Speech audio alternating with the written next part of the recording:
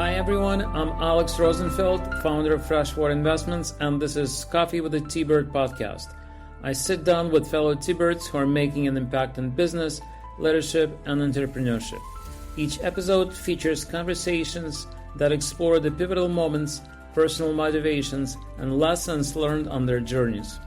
Whether you're a student, alum, or someone passionate about business and personal growth, you'll walk away with fresh ideas. This is a bit more than a podcast. It's a platform for connections, storytelling, and celebrating the global spirit of Thunderbird.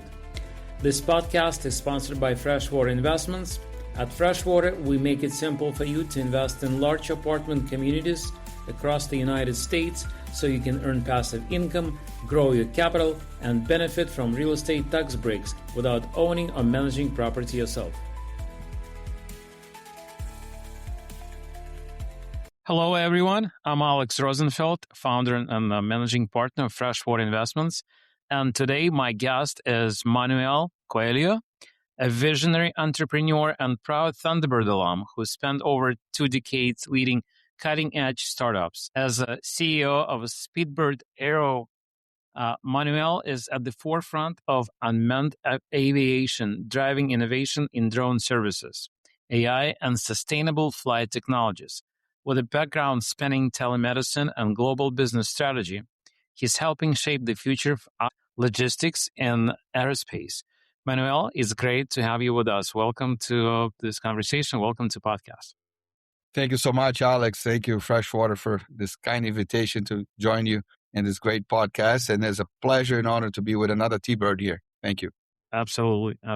Let's start with the recent news that came out about your company, about your technology. I think it's a great thing about what's happening in New York City, that Port Authorities is testing your technology using logistics of your company to deliver goods in New York City in a very busy space. Let's talk about it, how it happened, and how did you feel about it at the moment when you sign the final papers? It's one of the greatest feelings that you ever had, and when you go full circle, right? So completing that cycle of Speedbird. Speedbird started in Phoenix, Arizona, with my co-founder and I.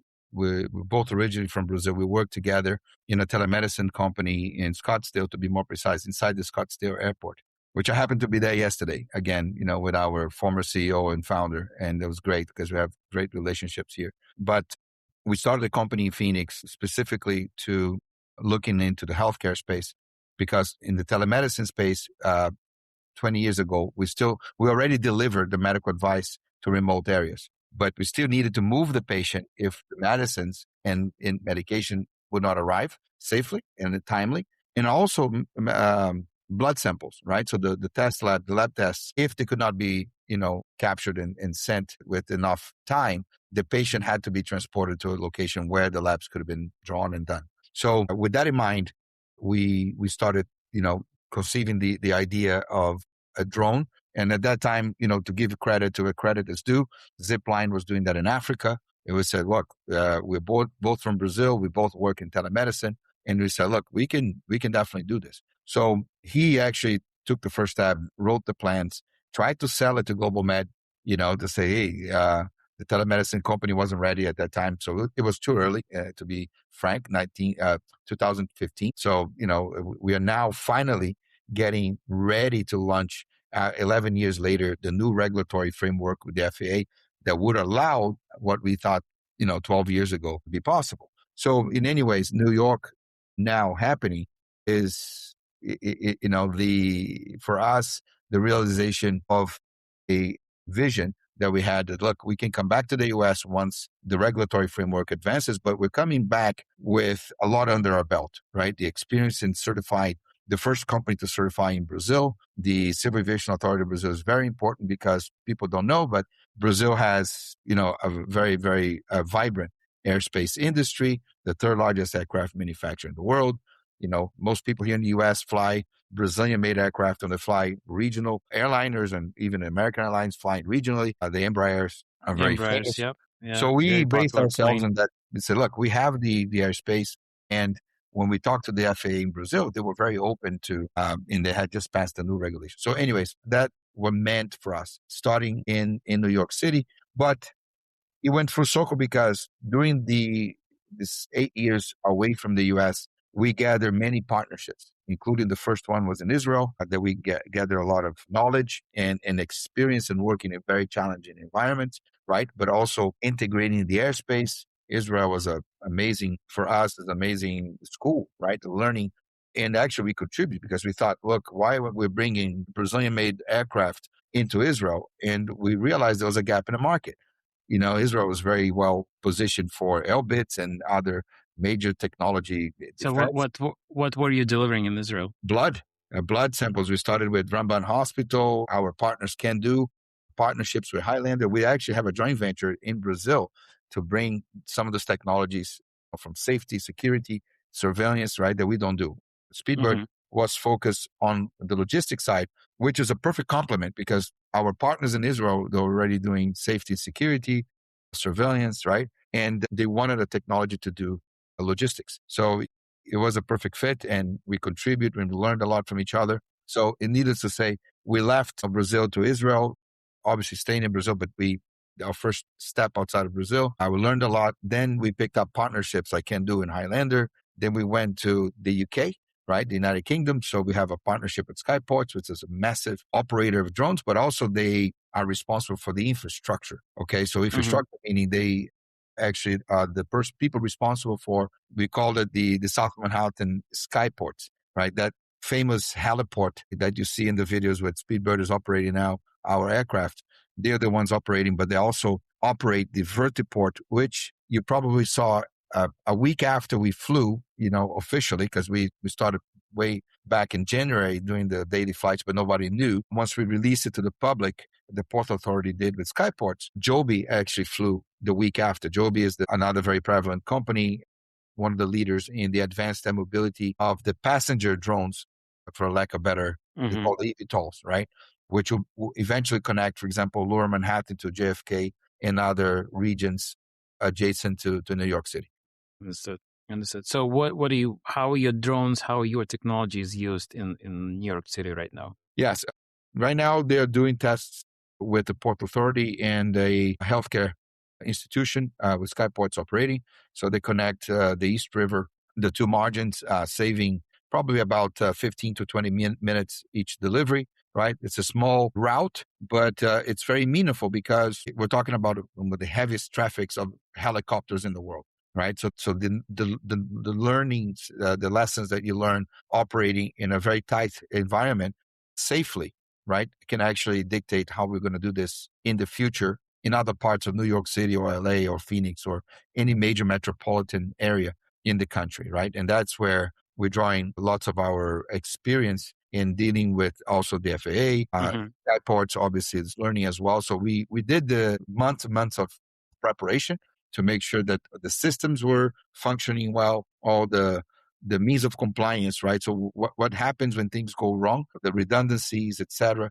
That's where you need to be prepared. So we were fully prepared because obviously we operate with Skyports for over 3 years. We are responsible with them for the first permanent drone delivery project in the United Kingdom with the Royal Mail. The first time a 500-year-old institution, Royal Mail, using drones. We operate daily in the Orkney Islands in the northern part of Scotland, but the flights are actually being managed from London. So that's actually the claim to fame of Speedbird, right?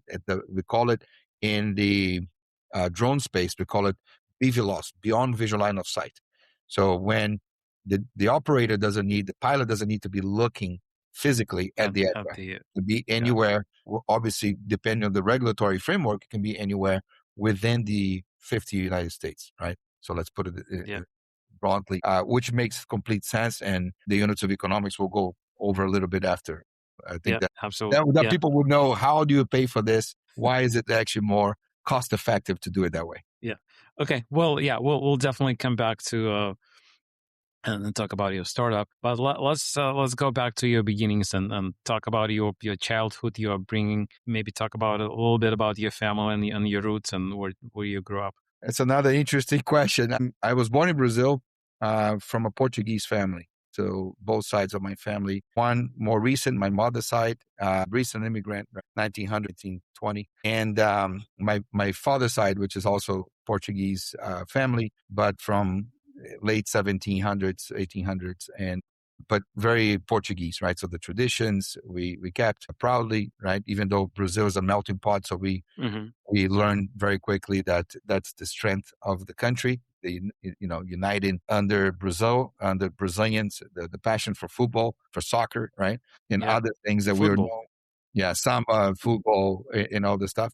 So I grew up there until 17 years of age when I decided to come as an exchange student to Arizona. So my parents were very supportive. I was a tennis player at that time. I played tennis and soccer, right? Soccer was my passion. Tennis was the tradition. So I decided that, my great-grandfather and grandfather founded the Tennis Federation in my state in Brazil. And coincidentally enough, my family in Portugal did the same thing in the little area that they live. It's great near Porto. But anyways, going through the history, I decided to migrate to the U.S., right? As an exchange student, was just for 1 year.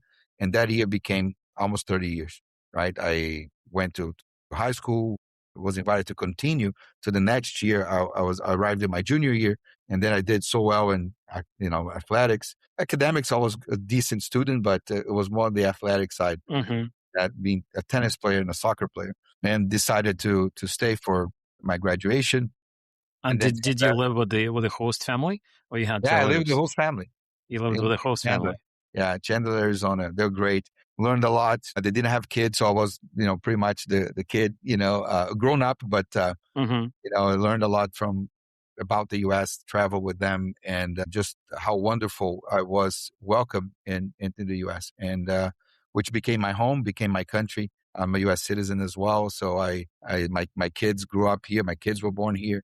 I have 4 kids, right? They all live in Florida right now. Big family. Yeah, they all live Florida with mom.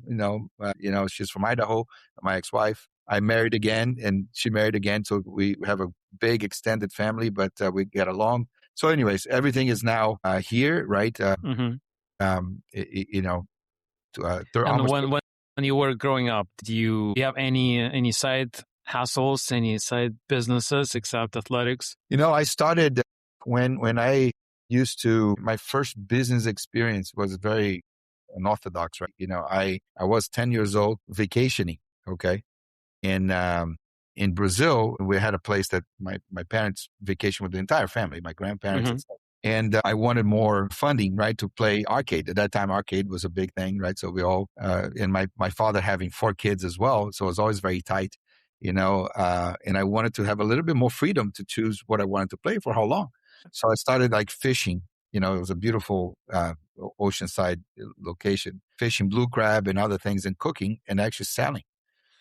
That's my first sales job, and so it's like a mini restaurant. Yeah, it's like selling, and a lot of tourists coming into the area, and so I learned a little bit how to do it, and then you start growing a little bit. It's just small, but it was fun enough that I could fund myself. But then obviously because I was an athlete, I paid for my university at that time by my athletics, right? Playing soccer. So that became my full-time job, tennis and soccer. So I actually had to play both sports, which kept me busy the whole year, and still going to school and ensuring my academics kept, me alive and inside to go to a good school, which I was able to accomplish that. So, and gave me the discipline as well to be able to combine all these activities and still be relatively successful in what I was doing. And were you athlete student in college as well? I went to a small school in Arizona. Long story short, I got a full ride to Duke, but because I was a tennis player in Brazil, I missed a lot of the credits. And when I came to the US, especially my first year, I was not actually looking into staying in the US. I was like, okay, I'm going to learn English, right? That's my whole focus, the culture, which is very important. And then I'm going back to Brazil. I wanted to go to law school in Brazil. And that was my focus, right? My family was there. My parents are still there. So, it's like, why?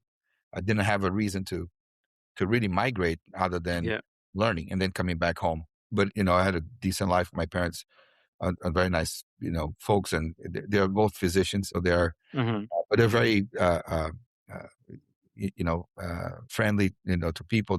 They do a lot of good work, and I take it out after them that, life is more than just, work, right? So they do, Yeah.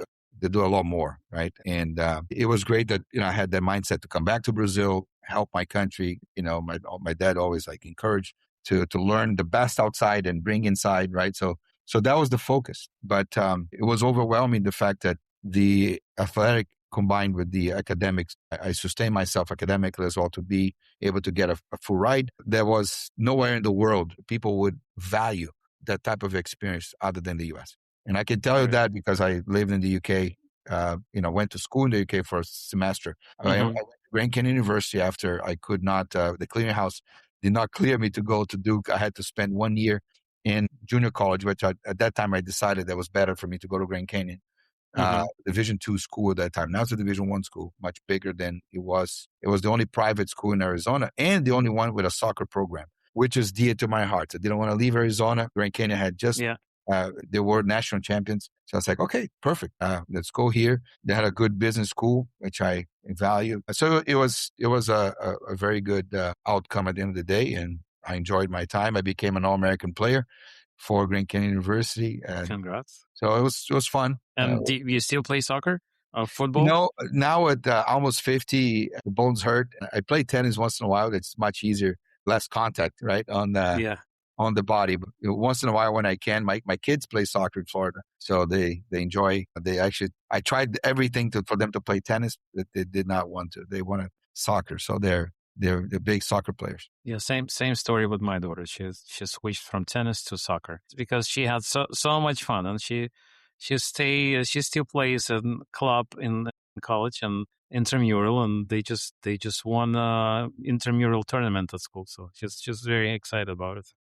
My son did the same thing. He went through the whole soccer. My oldest, right? So he is in Boca Raton at Florida Atlantic University, and he plays intramural. So even though he decided not to go and play for the team, the competitive team, he continues to play. So that's a great lesson at sports, that you can still do something fun and enjoy. Yeah, absolutely. So let's talk about Thunderbird, your Thunderbird story. How did you hear about Thunderbird? And let's talk about your experience at Thunderbird. Well, remember when I said that I wanted to become a lawyer, right? Because the law degree in Brazil, especially in the early stages, is what most of the diplomats would use to go into we call Rio Branco. Rio Branco is the palace. There's a diplomatic school in Brazil.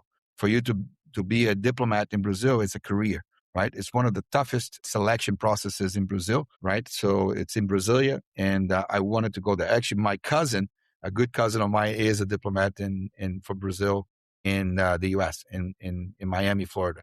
So he went through the entire career. He did exactly what I wanted to do, and became a lawyer. Then he went to Rio Branco for a few years, graduated with this diplomatic, school. But anyways, that's what I wanted to accomplish. But while in high school, I met a few folks from Thunderbird, Brazilians that were teaching at the school, and they took me to the campus in Glendale, and I walked around when I saw the UN flags, and I saw people from all over the world, saw the rugby being played in the field, and I was like, wow, this is definitely something that different, that I would be okay, and it's not what I wanted in terms of diplomacy, but it's the closest I can get to that in business. I said, well, and it's in Arizona. So this was obviously 15 years before I even wanted to join, right? And then the question was, how am I going to pay for it, right? How we will fund myself. I'm an exchange student. So I said, well,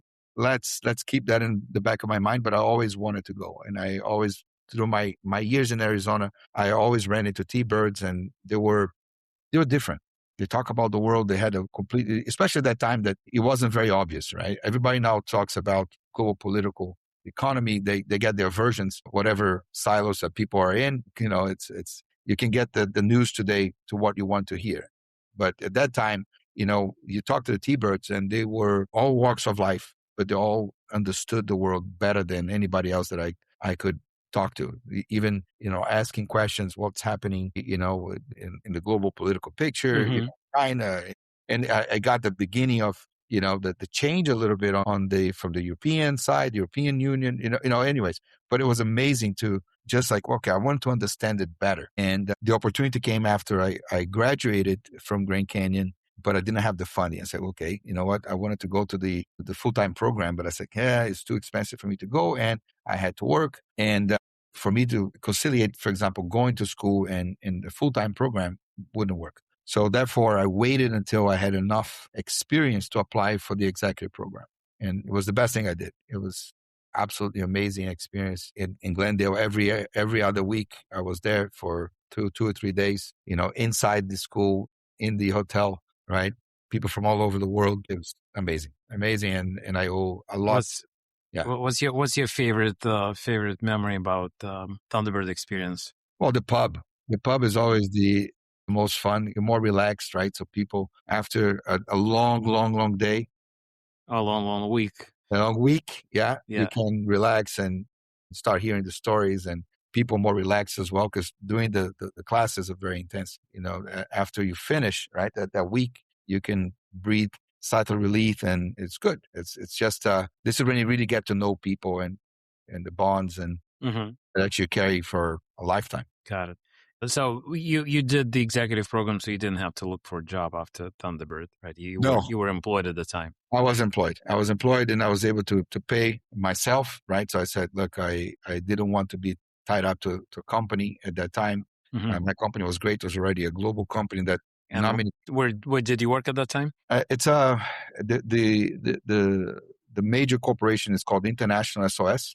They acquired our telemedicine company called Manoel. Was the first medical telemedicine company to aviation. Actually, hence the fact that the name of the company is Speedbird, because of my experience at Manoel, right? When we cared for the likes of British Airways, American Airlines, America West, and a few others. And British, they identified themselves in the radio stations, right, as Speedbird.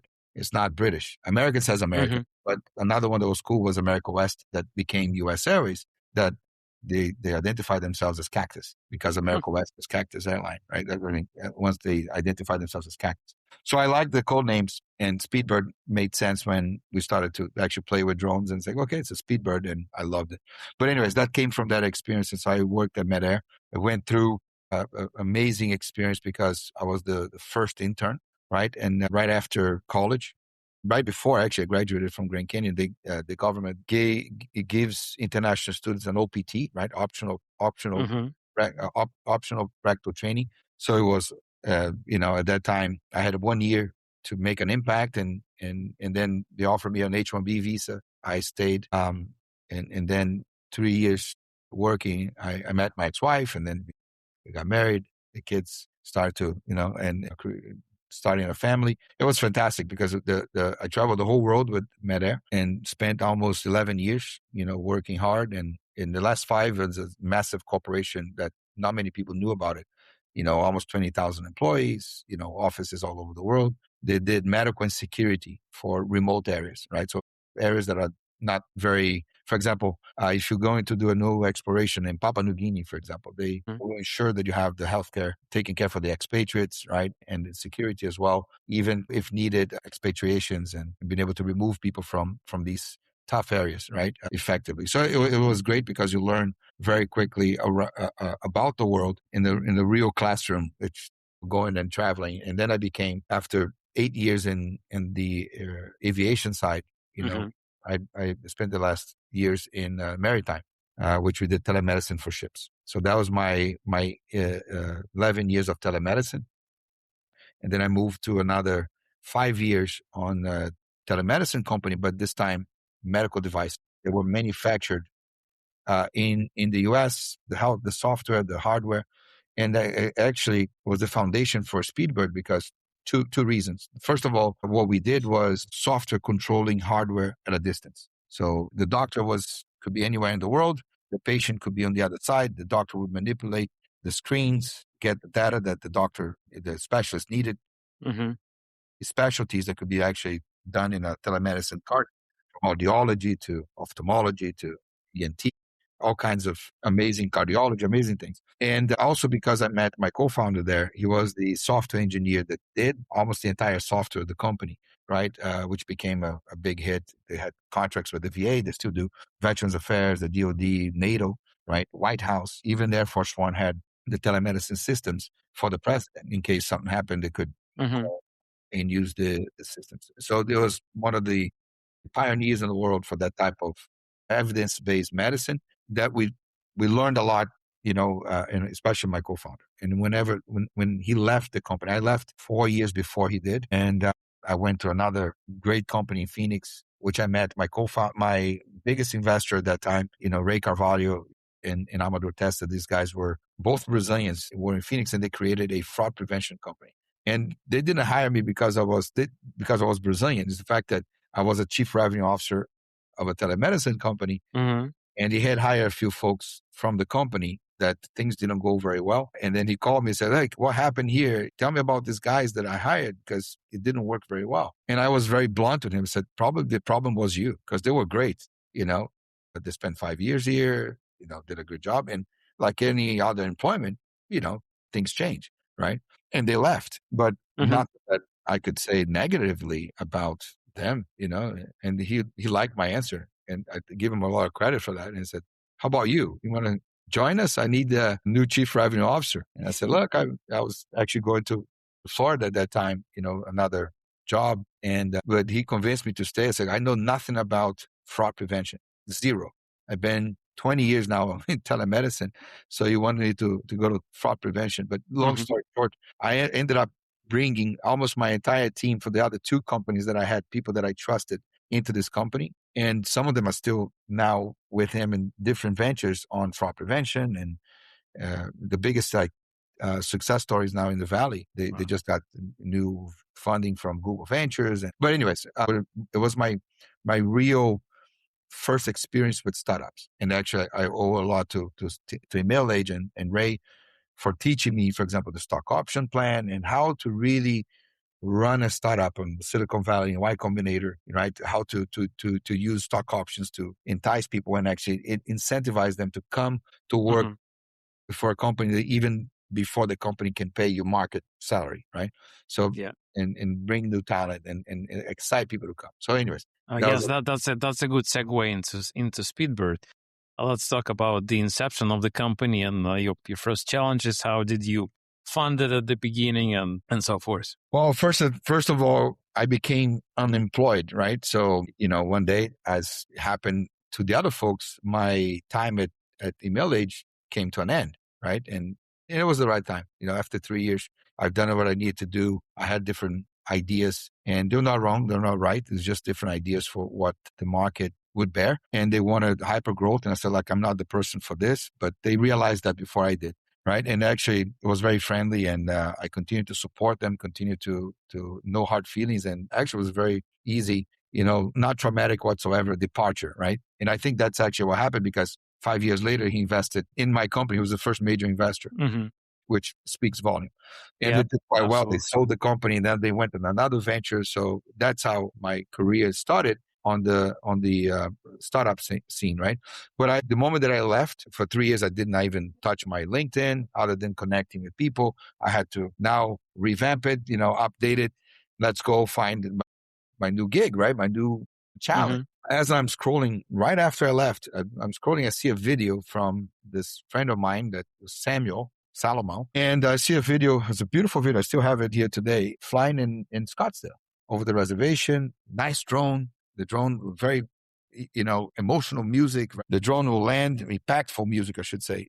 And then it will drop the cargo. And it's like, wow, yeah, that's the future of patients and medical devices. And I was like, wow, this is amazing. And so let me give him a call and see, if anybody has invested in the company. I wanted to be part of it, invest, or, and I called him. He didn't answer. So I sent him a message on LinkedIn, and he actually replied a few minutes later and said, look, I'm in Brazil. I moved. I said, what? You moved the entire family back? And he said, why? I said, call me. So I called him, and this was Friday. Long story short, on Monday morning, I was already in Brazil.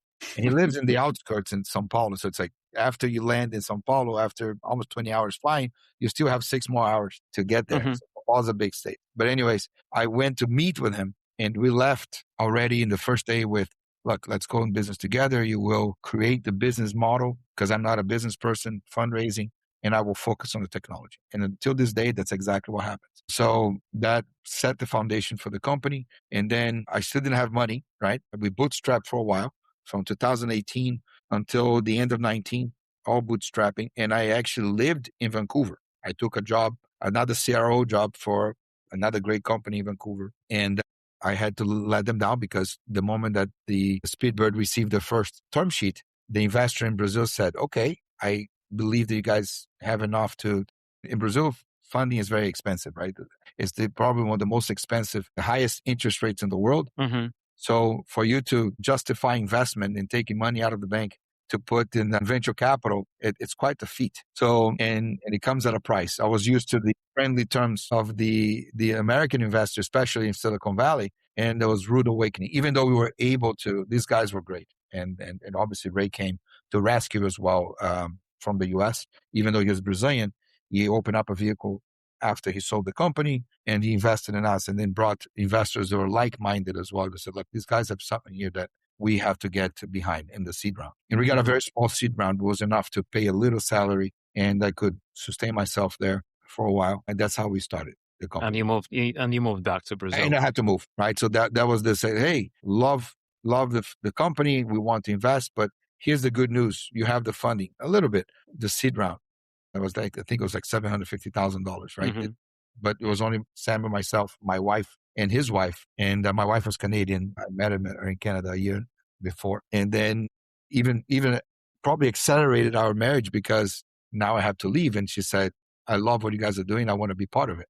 And she quit her job at South Asia University, which for me was a big surprise. I said, she wanted to join us. And she's our head of global partnerships today. She's a chemical engineer. And she learned very quickly to do the business side because we all had to do everything in the first. That's what it was cool because the investors actually look at it. Yeah, it's working. She's doing all the supply chain worldwide. She speaks 4 languages. And she said, okay, investors allow us to carry on. And, we have to actually, every time new investors come, we say, hey, disclaimer, these are the family ties that, but this is not a family based company, right? So right. Yeah, it's not a lifestyle company. But anyways, because they were here from the beginning, it's working. They're all professionals. My co-founder's wife was a head of HR for a smaller company for many years before she came to Phoenix. But anyways, that's Got how. it. So you have technology. Now you have to sell your technology and sell your ideas to potential clients and partners all over the world. How did you go about it, and how did you go about that scale? The hardest thing was to balance the hot gas as that's generated out of the hype, right? So everybody talks about drone delivery, and when we arrived in Brazil, people were putting sushi, long neck bottles of beer in a Chinese-made drone and flying to the other side of the lake and calling it drone delivery. And we were like, this is not drone delivery. This is not scalable. A pilot manually, taking flight could hit somebody's head. So we're already an aviation minded company because I came from the background. My co-founder also, even though he was a software engineer, he wanted to be a pilot. So both of us were very much like, this is an aviation. A drone delivery, logistics with drones flying over people in heavily populated areas cannot be a hobby. It cannot be, a manually flown drone. It had to be completely integrated into the airspace. So therefore, has to be certified FAA, right? And so we knew that since the beginning. Perhaps that was actually the biggest advantage of the company, separating ourselves from the rest. So with that being said, there was a lot of distraction, a lot of substitutes. How to differentiate ourselves is to get into the right people. And also counting with some luck, the biggest food delivery company, the biggest brewery, the biggest healthcare, they did tests with these type of drones in the past and they got fined by the Brazilian Civil Aviation Authority. So therefore, they're like, well, we want to do it. We know that there is a units of economics will justify one day. And how do we do it? And they said, look at the companies that are going through certification. And in Brazil at that time, and even today, you can go to the public site and see in the US as well, all the companies that have the waivers, they have the certifications, the type certifications, etc.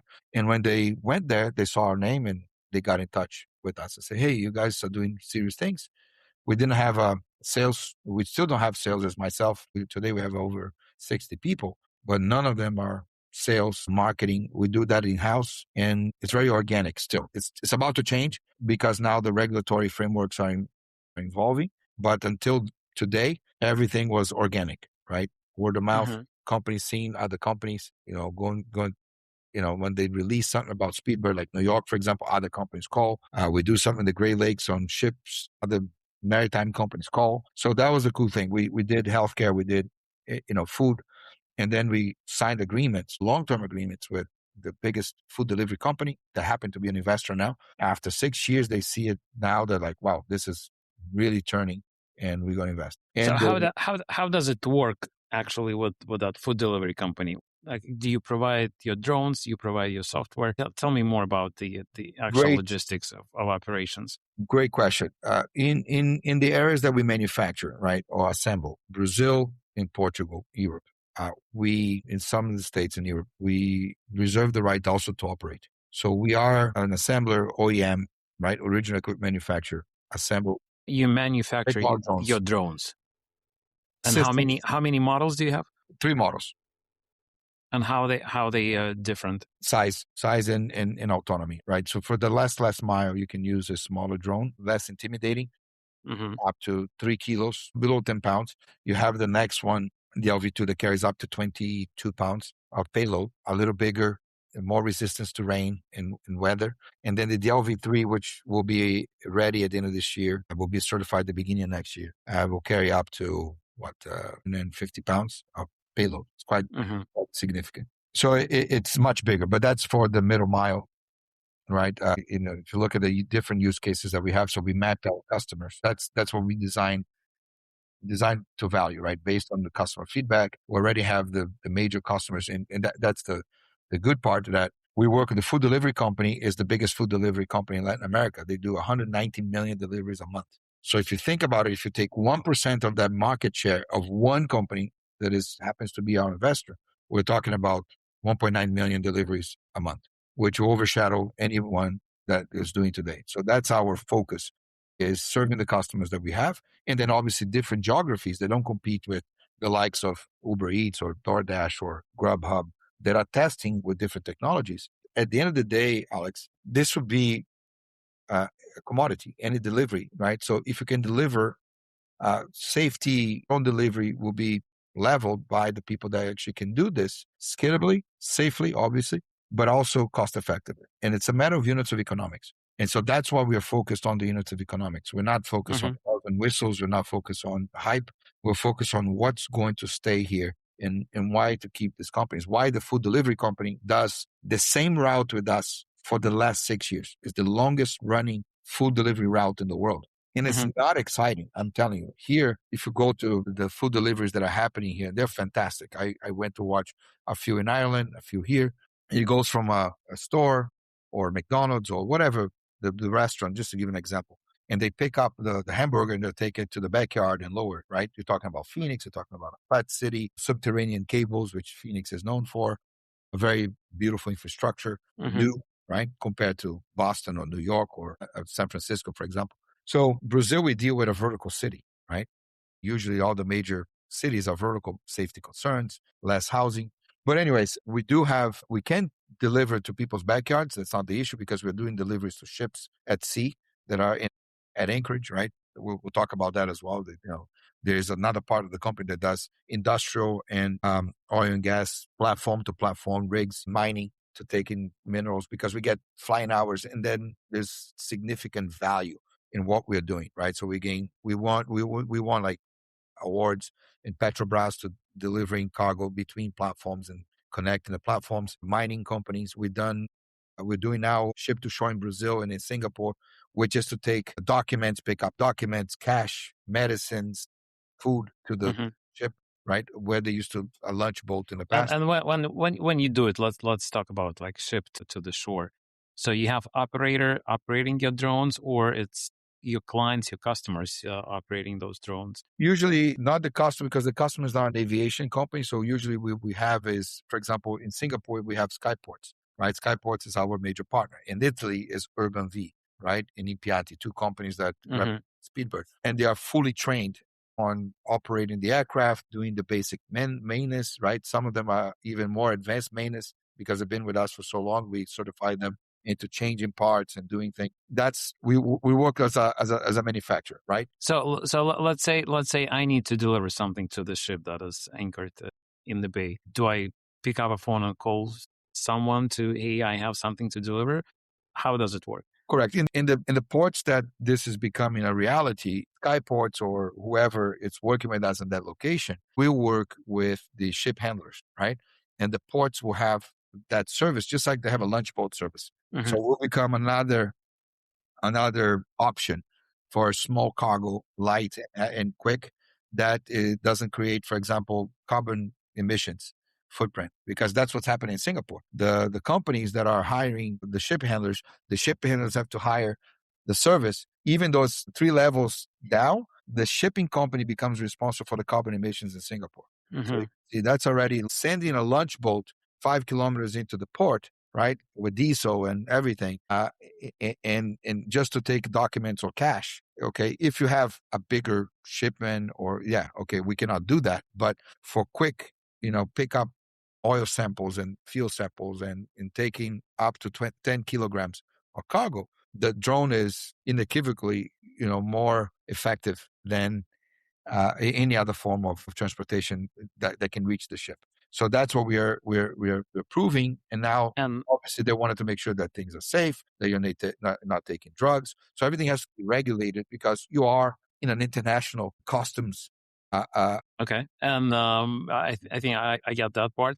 And how do you make money? Well, we charge, obviously, for the companies that are participating on volume. Right. So we say, okay, how many deliveries that we can schedule? We have the schedule of the vessels. They already know in advance. Sometimes we have some surprises, and actually we charge a little bit more. Right. So we have the partnerships with the biggest shipping handlers in the country. For example, in Brazil, we have the number 1 ship agency that now we started with 2 ports. Now we're growing to other ports as well. It's still very early because the ships are getting a hold of it. Right. They're understanding the value, and it only works for the ships that are at anchorage, right? Because if you're coming to port and if you're going to dock, you can take all this very easily. But we have other work with our drones that can actually be very useful to the maritime side. For example, vessel mooring. Mooring is the cable, right? So attach the vessel. We can expedite 5 to 10 minutes that process and save on fuel of tugboats pushing against the ship. So all this can be done with drones, and identifying that. Okay, the beauty of our solution is that the pilot doesn't need to be at the port. The pilot can be in a central location, and therefore all we need is to train the people that are working for the shipping agency to care for the drone battery. We certify them to be, we call it hub operators. Okay, there's a pilot and the hub operator. Okay, if you're a hub operator, you know how to do preventive maintenance. You have to do how to charge the batteries. You are the eyes and the ears and the hands of the pilot when they're not flying, right? Once everything is connected and the systems are on, and we know the routes and we know what we are doing, a pilot can be anywhere in the country. And so therefore you remove the need to have a pilot sitting, waiting for the ships to come in. Because if you do 3 or 4 deliveries a day, from a revenue perspective, it's great.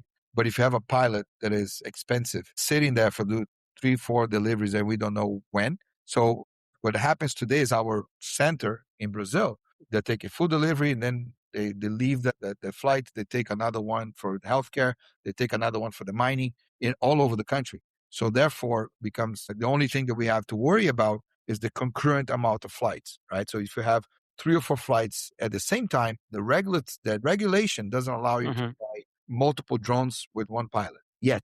That's the change that's about to happen. Our system can actually do 1 to 3 now, and in the next year or so, we're going to be 1 to 10. Why 1 to 10? Because we have to prove. Why not now? Because we have to prove to the regulator fatigue, right? What's going to happen to the pilot when you're actually managing 10 aircraft at the same time, okay? So we are aviation-minded. We say 1 to 3, good. We can show it. We are working on that. The regulations today call for 1 to 1. The pilot doesn't need to be placed in the same location, but he can't manage 2 flights at the same time. But does pilot need to manage a flight from start to end, or there is any part of that flight that's autopilot function is used, that automated? Let me put it this way. Most of the flights, right, that are not shipped to shore, because that's the only part that you have to, because the ships are random. We don't know. They don't have this. They don't have the markers that our intelligence reads it, right? So the drone reads the mark and says, that's the point that we're going to drop or we're going to land. Mm-hmm. It removes the error from GPS. For example, you don't depend, especially because you're landing in a metal structure in the middle of the water, right? So the marker actually helps. So once you are operating in a port, that the drone does everything automatic. It's just a button. The regulations call for the pilot has to authorize landing. It's a button. There's no controllers. The only time that he picks the controllers, right, in a computer, right, is, and have the big screens you're monitoring, cameras, is to select the drop location, right? If you don't have the marker, but if you're doing, I'll give you an example. If you're doing offshore to, the shore to platform that's fixed, or another platform that is, or a ship that's been receiving this and it has the marker, we don't even need to do that because the drone does everything automatically, gets there, reads the mark. That's where you're going to go. And the pilot gets confirmation from the precision drop, the precision landing, and all he needs to do is authorize. So it doesn't even have to maneuver the aircraft. It does everything by itself. Even in emergencies, everything is done by itself, right? So it has to be that way. Even with jamming and GPS, that's one of the lessons we learned in Israel that's quite common. So the drone doesn't fly away if you have spoofing or jamming. So all this technology has to be developed to make sure that we can operate safely in urban environments, but also in the ports. But the fact is that the manual work is very, very limited. And that's what we are showing the regulator to say, look, we could at this point, let's say the 10 minutes or 10 kilometers, 5 minutes that it's cruising, unless there is an emergency, let's say an engine overheating or something that is unusual. The artificial intelligence can pick it up, right? Sorry, the artificial intelligence can pick it up. It will flag and bring that flight to the forefront and say, look, the other ones are going, this one, but it's still something being discussed with the regulator, because obviously we need to substantiate that this is safer, that this can be done scalably, right? And is not creating fatigue on the pilots. Some regulations are more loose, and they say, okay, no problem. Depending on where you're operating, they will allow you to do 3 or 4 or 5 because the impact is not as big. But if you operate in New York City or in Sao Paulo, like we do, or let's say I wouldn't feel comfortable, and this is Manuel as CEO of Speedbird, in doing organ transplant. Like we're working in Italy right now to start doing it. We've done the first tests and it's going to happen. But I wouldn't want a pilot with 3 concurrent flights at the same time, taking food delivery. There's an organ transplant here and another mineral transportation or whatever. I want full attention to that flight because it's a life needs safe. You see my point? So there are some things that we're okay in doing.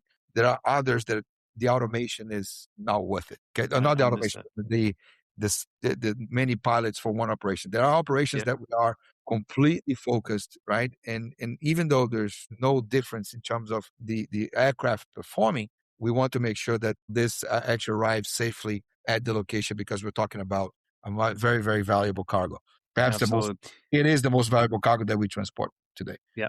Let's talk a little bit about your international expansion. Just before we started recording, you mentioned that first country you went was Israel. Let's talk about lessons learned there and how the business culture in Israel was it different from Brazil or from US, and how you were able to navigate it?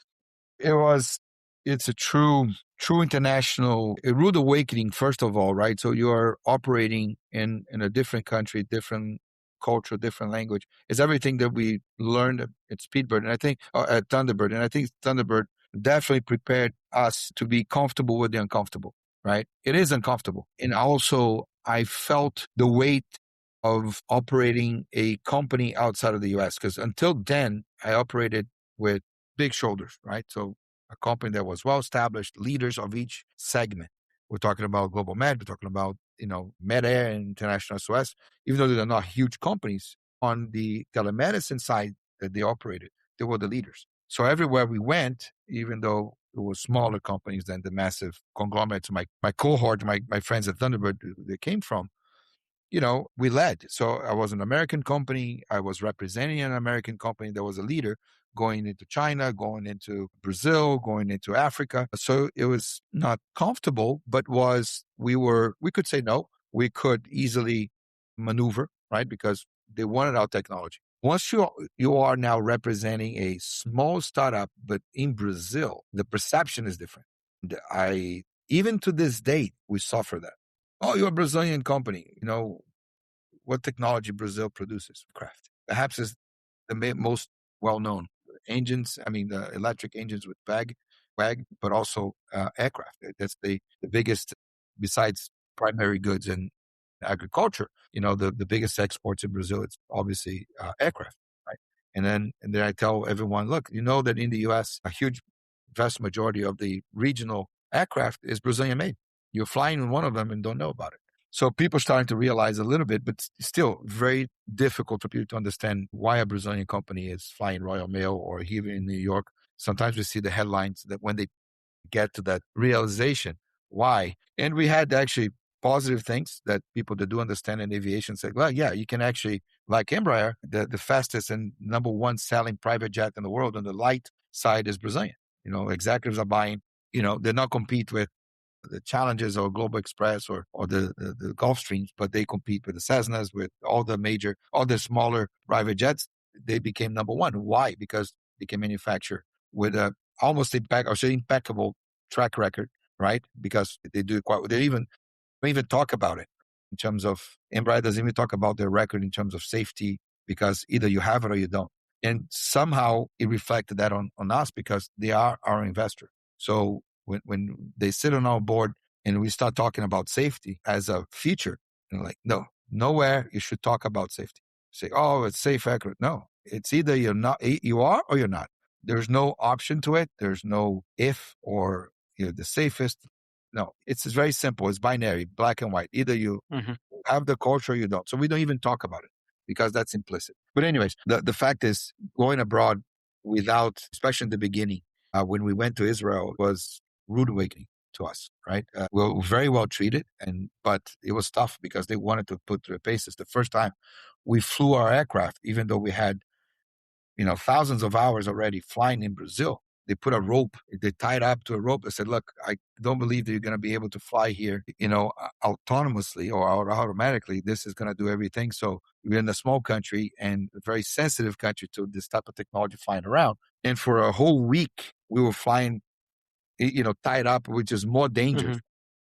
And that actually, it was a watershed moment because it said, look, we need to, but to my surprise, once they validated, I have videos here that, from the rope to flying the first time ever authorized civil flight from an active airport in Israel, in Eilat. And we did the biggest Viva laws at that time. We are in the videos of the Israeli government, the Israel drone initiative. It's all drone there. And I was like, wow, this is amazing. Then flying over Dimona, the nuclear reactors. We're flying in Jerusalem and we're flying blood, connecting hospitals. So for me, it was like, wow, yes, the first impact was negative, but then they made us go through. And I understand now why. But once you've proven that you could, deliver, and they trusted us, it was, yeah. Anyways, but a lot of people, and I think that's what Thunderbird prepared me, is that you would have quit. Said, look, this is absurd, and not understanding what position that you were at that time and being able to go with it, right, to a certain degree and be patient allowed us actually to get through to the other side. And then they say, okay, now we put you through the paces. Just like when we go through security, right? I happen to have 3 passports. Depending on what passport I use, I'm treated differently. Same person, same DNA, same, behavior, different passports, different treatments. Yep. It's how the world works, right? So, no one that has the time to sit down in an interview on the immigration line in Dallas or Phoenix and ask about your life and what you've done. So they have to actually use this as a filter. But anyways, that's how I see also. Yeah, great. Thank you for sharing. So let's talk about Speedbird of today. Where are you guys going? What's next? US. So coming back full circle, that's the number one focus now with this new regulation, Part 108, coming, right? And that's another how a US company comes back to the US now as a Brazilian company, or Portuguese, because we are now on both sides, right? So we are Brazilian, Portuguese. I live in Portugal today, and we believe that the Brazilian experience was fantastic and will continue to grow. Geopolitics actually interfere. We had tariffs. We had problems with items. One item is good here, not good there. So we had to change the infrastructure and depending where it's manufactured. So we have that in Europe. We have that in Brazil. So European drone has to be manufactured there. Obviously, we have access to the 27 states, but also other countries in the region that actually adopted the European model of risk assessment, etc. US, obviously, the FAA is now leading the charge, and we felt that we were behind for so many years, and now the US has a big push on the drone side. So that's the right time to be here. That's the right time to be part of the discussion as well, right? And for that, Alex, we need to raise, right? That's why I'm here. It's like we need to fundraise. We need to show everything we have done, all these massive deployments in 14 countries, right? As we are growing and scaling in Brazil with partners, but also now in the US with this new project in New York, new projects that we are working with other companies as well, and the new regulations to attract the capital necessary to build in the US, because that's what I'm here in Phoenix, but also we're not tied to one location. We are looking and then evaluating what is the best home for Speedbird, who can we partner, what investors will bring, not only capital, but this smart money, as we call it, right? Because that's important as well. And it's not just the smart money, it's the fact that, who do you put on your cap table will define your success down the road. People just think about money once they're, they need the funding, but having the right investors can make a huge difference. For example, we have today in our cap table great companies. Some that are just investors, which they do a good job in keeping us real there with the pragmatic approaches, but also having Embraer, conservative aviation company, having iFood, very innovative and how can I say mavericks, right? In transforming delivery. Those two pressures are great because you have the pressure of true innovation and raw and doing things that no one has done it before. And I have these other companies saying here, but you are an aviation company. So let's make sure that those two pressures are balanced and you can actually deliver a great product that reaches what they need to do. And then having those two parts understand each other, that's been the greatest thing for Speedbird. So we want to reproduce that. We want investors that understand aviation, but they're also moonshots, right? So we have a few that we participate that just the investments that they have shows that, wow, these guys are looking really in the long run here, long game, and understand that this technology can change the way aviation is done today, right? And I've seen it. So we want investors also like that, but also looking at the food delivery companies, looking at the e-commerce companies that have the pressure and can really use this technology in large scale. Well, good luck with that. It's a fantastic story. It's such an innovative company that you build. I'm sure that you will have a lot of interest here in Silicon Valley when you come out and talk to this venture capitalist. But unfortunately, it's time to wrap up for us. But a few quick questions before we go. What advice would you give to a 20-year-old self, knowing what you know, life experience and wisdom? Well, it's very hard to give advice when you made mistakes as well, and I think that's and I heard people saying sometimes, follow your heart, follow the money, and I read, I don't know, it was Ben Horowitz or somebody that said it actually impacted quite significantly. Follow your contribution, right? Where can you contribute more? Where can you add more value to society as a whole, right? Where can you really see yourself doing this to become your better person, right? And that's how I see it. I have sometimes followed my heart, didn't work so well, right? Follow the money, didn't work well either, right? Oh, I'm taking this job because it pays more. Well, you just shot yourself in the foot, lost a few years of what it could have been a great career somewhere else. So I think a lot of people made those mistakes. And I think, following your contribution, where you can be impactful, where you can actually put your heart, combining that with the pragmatic approach of also having a career. That's how I see it. And I think Speedbird is these two things. It's not that I'm an aviator. I'll give an example. I never flown a drone in my life before. Never touched a drone. Because first of all, Speedbird is autonomous. We want to be autonomous. So I don't want anybody touching.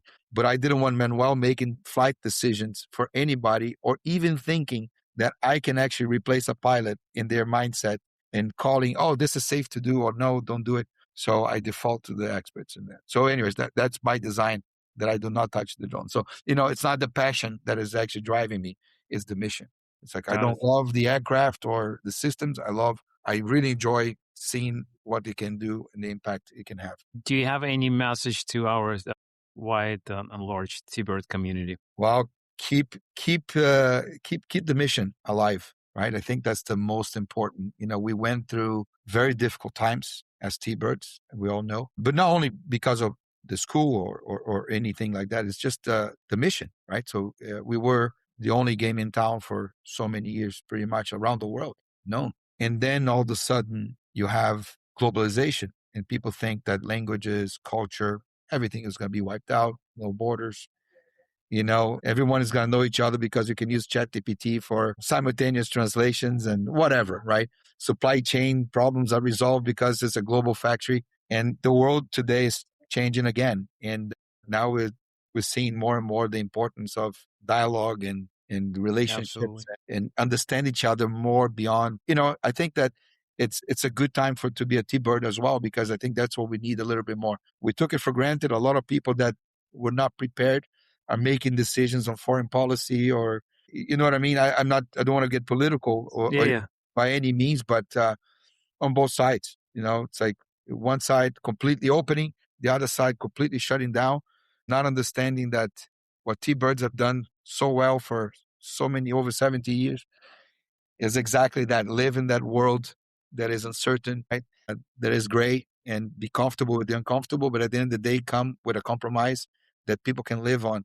And I think that's what we strived and we were known for. And I think that's, even to this day, now more than ever, they can use a lot of T-Birds, to help alleviate some of those pressures. Yeah, absolutely. What's you traveled quite a bit. You covered half of the planet already. What's your next dream travel destination? Well, this is a major one. I have not been yet to New Zealand, right? I have not. Okay. I've been to Australia, but not to New Zealand. I always wanted to go. My wife as well, many reasons, but that part of the world also is something that I've been to a lot of countries, traveling and enjoying and learning the culture, which I always allow time. I made sure that I paid out of my pocket every time I could spend a few days to learn, but obviously some that I can't go. I would say Iran. I would love to go to Iran. I had so many friends from Iran. Now what's happening, it intrigues me even more because I wanted to learn. I've been to Russia, right? With Thunderbird. I spent almost a week and a half there. Oh. So it's good to see, what we call the other side, right? From a Western perspective. Obviously China. I want to go back to many locations that I haven't been. But like I said, in terms of a place that I have not been in detail in the culture, I think New Zealand is one of them that it doesn't seem to be, any exotic, but it was interesting that I never had any contact. And then even when I went to Australia, I was limited into what I actually learned about the country other than staying in Sydney or Melbourne.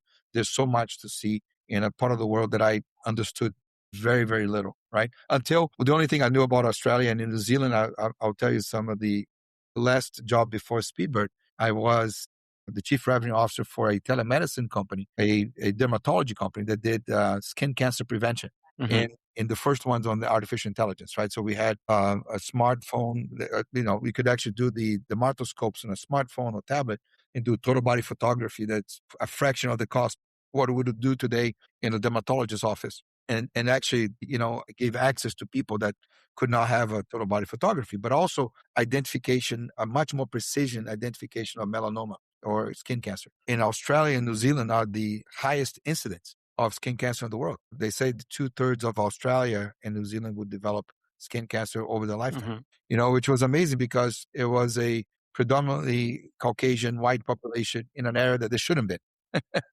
been.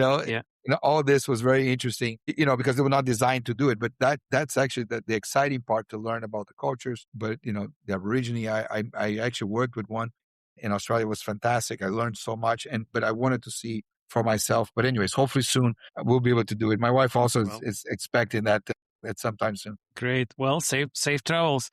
Well, Manuel, thank you so much for this amazing conversation. Congratulations on your success. I wish you continued success. I wish you to raise enough funds to scale your company in US as well, and to grow your amazing technology and your team, and all the best. Thank you so much. Alex, thank you very much. Much appreciated. It was a pleasure meeting you. Yeah, take care. Take care.